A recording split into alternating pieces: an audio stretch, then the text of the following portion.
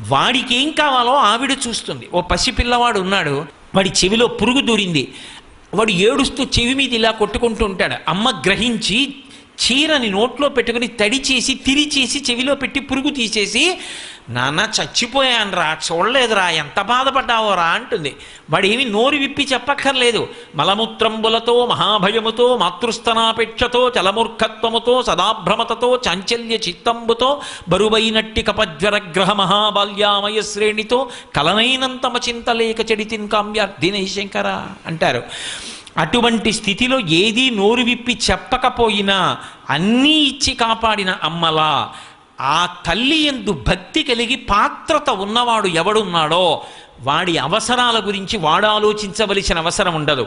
వాడి అవసరం గురించి అమ్మవారు ఆలోచించుకుంటుంటుంది. వాడు నా కొరకు రక్షింపవలయువాడు అన్నారు శ్రీ మహావిష్ణువు అష్టమస్కంధంలో భాగవతంలో.